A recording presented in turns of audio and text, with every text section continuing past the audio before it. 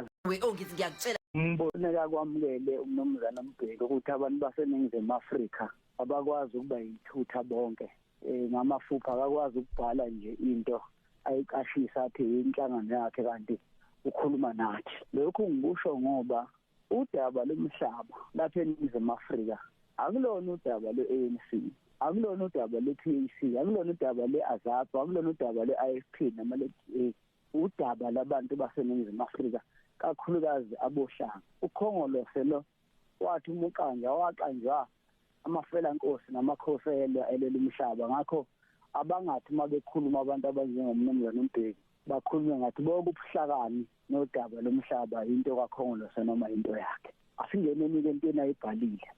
Into ayibhalile kumnumzana Mbeki ugile ngimkhuba engaqali. Okokuqala indlela enze ngayo ibe ubunuku nobuvaka ngoba umongameli wezwe umnumzana Ramaphosa ubehambile enhlanganweni yezizwe eyomela iNingizimu Afrika. Phakathi kokunye bezokukhuluma udaba lomhlaba oluthinta amazwe angaphandle ngoba iwona kuyatshala imali eNingizimu Afrika. Ukuthi-ke kuthi ngaleli langa umongameli wezwe eyokhuluma nabantu bomhlaba bese wayemongameli owahluleka ngesikhathi sakhe ukulungisa udaba lomhlaba bese qhamuka nesethulo wabhala into ayiphutshuzela kuyindaba yena bese ethi iphutshukile into egxeka umengameli lo wezwe nomengameli weqembu lakhe ibe ubuvaka leyo nto itshengise ukuthi umnumzana Mbeki uyathanda ukubukwa, uyathanda ukuvela njengomuntu owehlukile. Yini enza athande lokhu na? Ingoba abantu baKhongolose benza inkinga esikapakela nathi esiwumphakathi into yokuthi bamthathe njengomuntu othi umekhuluma wonke umuntu kuthiwa kukhuluma ke isihlakaniphi ngoba kulela dokode lakhe esokwazi ukulifaka lapha enkundleni yokuxhumana abalibuka abohlanga. Ubheke ukhuluma into ethi lenkulumo yakhona yokubuyiswa komhlaba inkulumo eyobuhlanga, inkulumo ezothathela abelungu umhlaba inike abohlanga. Uze athi inhlangano le yakhe iAfrican National Congress akuyona inhlangano yabohlanga kodwa inhlangano yazo zonke inhlanga.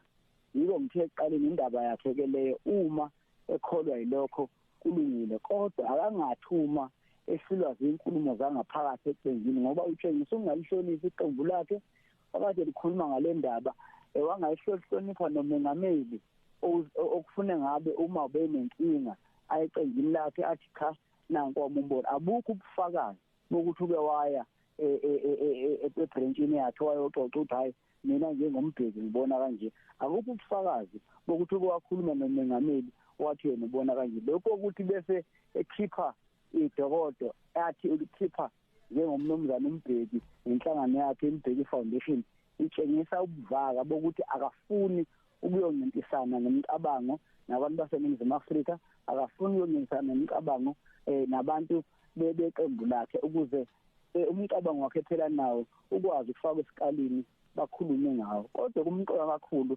kuledokodo ukuthi umnumzana Mbeki akalikhuluma iqiniso. Kunezinto ayikhulumayo engazi ukuthi zamane zazenzekela. Isibonelo nje ukhuluma nge Freedom Charter athi ilona dokodo ufuneke ngabe uma sikhuluma indaba yomhlaba sibuke bilona thina abantu baseNingizimu Afrika noma abalungu kaKhongolose abuke bilona.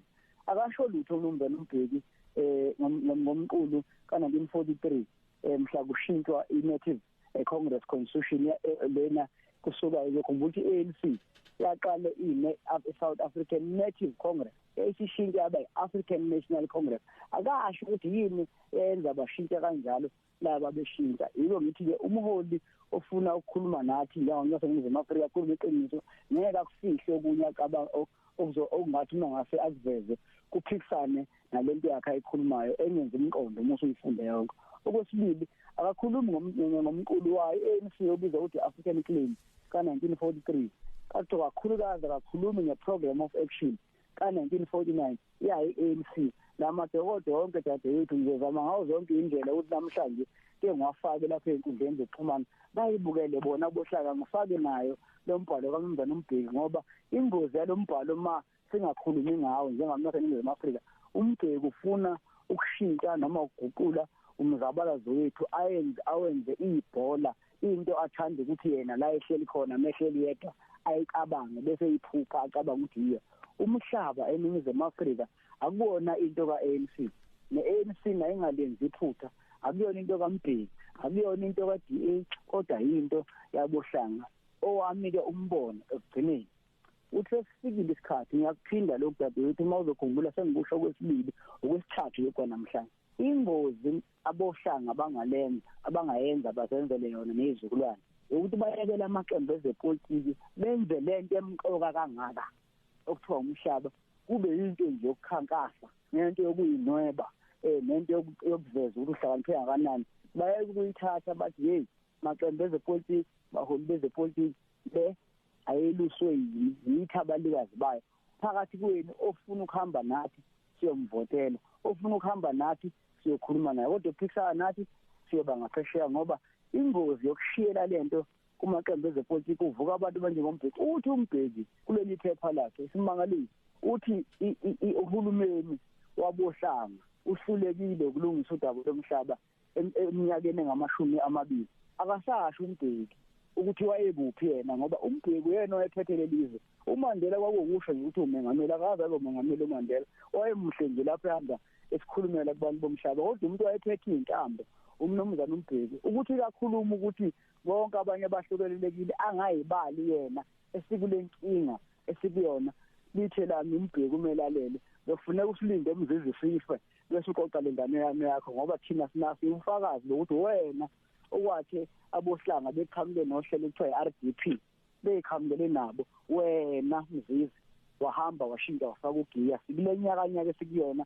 kungenxa yakho ngoba wena wafaka igiya yaphela imisebenzi wafaka igiya asinamhlaba namhlanje ngakho umuzobuya ke usuthi abanye abantu awuyona umholo neqiniso phumela obala ukhulume nathi njengabohlanga uMbeki akayeke ukubhala akeze lapha emaholo akeze lapha ezitenda amazositshela lokho sitshena kona yibo ngithi wenza iphutho Mzizi befuneka silinde siyife angakhulumi lento ngoba siyalazi iqiniso akhohlisa abanye kufuneka kwamukele umnumzana uMbeki ukuthi abantu baseNingizimu Afrika abakwazi ukuba yithutha bonke ngamafupha akakwazi ukubhala nje into ayiqashisa athi inhlangano yakhe kanti ukhuluma nathi lokho Ayike nginibingelele ingane zakwethu kuzo zonke indawo la kuhambe kwafinyelela khona lo mbukiso lapha khona besikuphathele i-voice note kaBaba uNhlanhla Mtaka owumhlaziyi ozimele oyahlaziye iy'ndaba zepolitiki lapho kade ehlaziya khona udaba luka-Mr Thabo Mbeki bathi uZizi owayengumongameli waseNingizimu Afrika before kuphathe umnumzane uJacob Zuma yena uphathe emva kokuba elandela ubaba uNelson Mandela ongasekho emhlabeni. So eveza lapha kade eveza ubaba uNhlanhla ukuthi ukhona incwadi eyabhalwa ubaba uThabo Mbeki njengoba uyizwele ukuthi leyo ncwadi beyithini. Kepha thina asifuna ukuphawula ngodaba olukanje wena okwakho ukuthi ungene e-comment section uphawule ukuthi uzwani uthini ngalolu daba ingabe kukhona yena okufundile ingabe kukhona yena okugxekayo ingabe kukhona la ongaboni kahle khona ngalolu daba uzwakalise nje uvo lwakho singakhohlwa ukuthi ngomhla ka-29 kuMeyi 2024 wonke umuntu uyahamba uyovota sivotela ushintsho bawenzele ama-manifesto amaqembu akhankasa nizwile sokukulele kunini ukuthi izwe lishintsha kanjani. Asiphumeni ngobuningi siyovota thina nje siyi-channel eyimele asithathe ihlangothi. Cela ungakhohlwa ukusubscribe, ulike, ushare. Danke, siyabonga.